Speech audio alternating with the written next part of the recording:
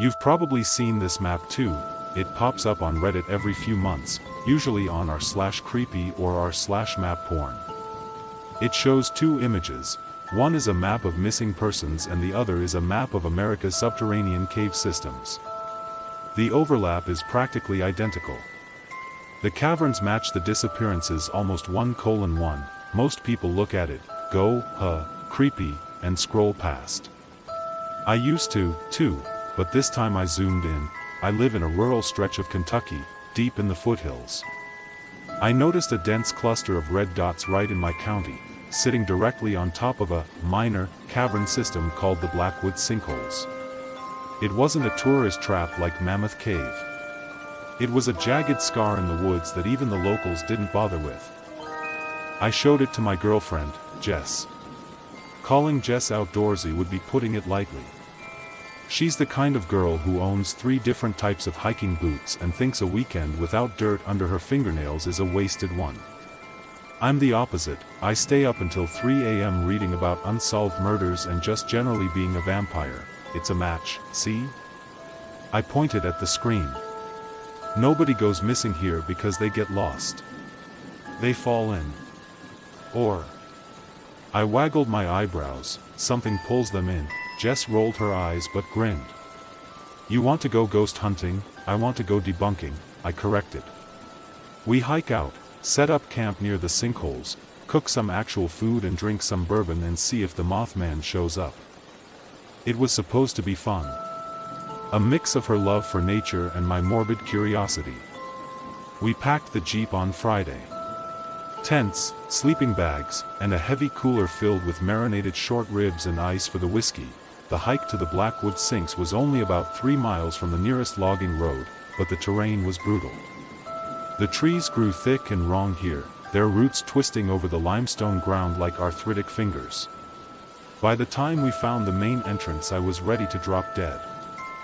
The cave mouth was a horizontal slash in a limestone cliff face, about 10 feet high and 30 feet wide. It looked like a mouth held open in a silent scream. A steady, cold breeze flowed out of it, smelling of wet rock and old copper. Creepy, Jess noted, dropping her pack. I can dig it. I love this girl.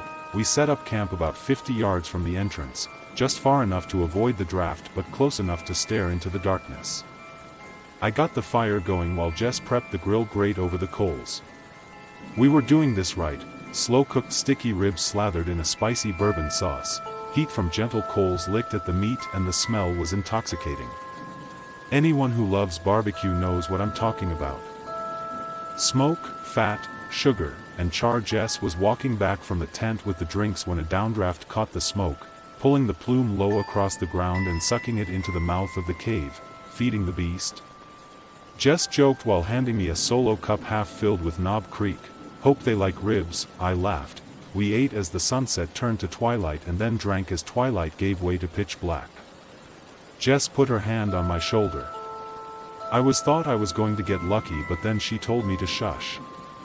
That's when I heard the silence. All day there was a symphony of crickets, cicadas, and rustling leaves. But now the silence was thick, heavy, and oppressive. It felt like the forest was holding its breath. And then the cave moaned. At first you could probably mistake it for the wind. It was too low and too long of a groan to come from any human lungs. Then it got louder and closer. Jess whispered low, "Did you hear that?" And it took me everything I had to not tremble. She shone her flashlight toward the cliff. The beam cut through the darkness, but the cave mouth swallowed the light, probably a coyote. Or a bear. We should pack the food up tight. I murmured back, more to myself than her. That didn't sound like a bear. That sounded congested. We started scrambling to clean up. I was tossing the bones into a trash bag when the sound changed. It wasn't moaning now.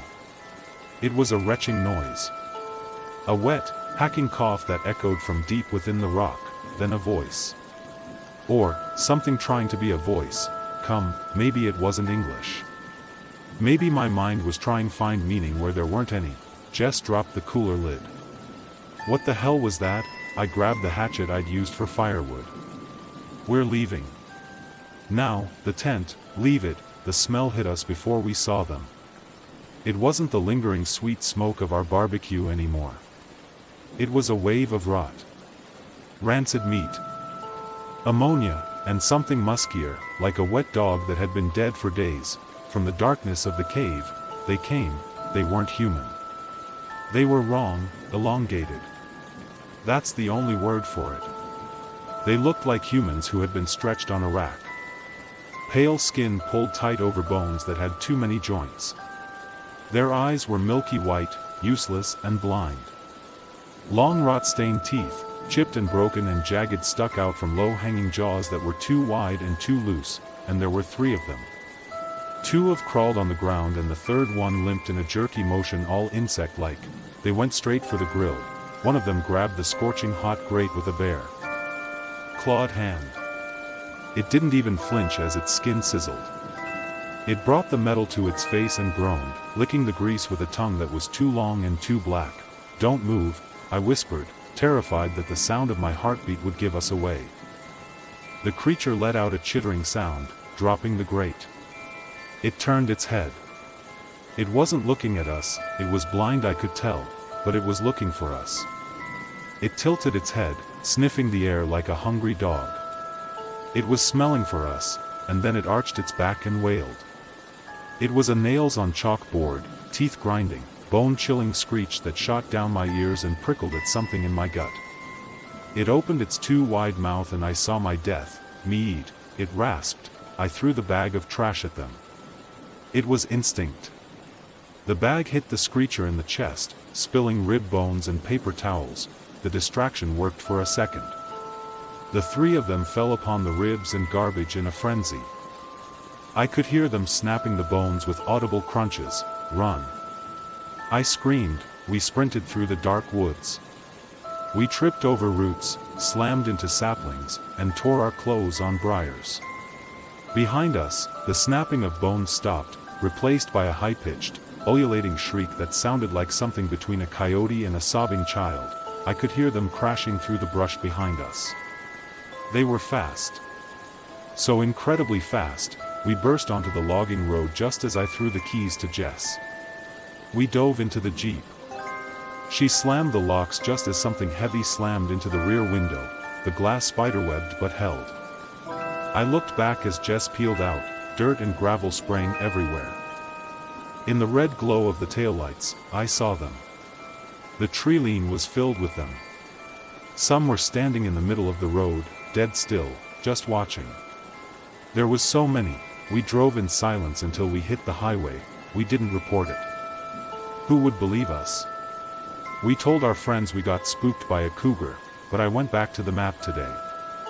I looked at that cluster of red dots in my county and I looked at the timeline. Most of the disappearances happen in the summer. Memorial Day, 4th of July, Labor Day, holidays. Holidays where people go outside. Where people light fires. Where people cook meat. I'd thought the maps overlap because people fall into holes. It's not.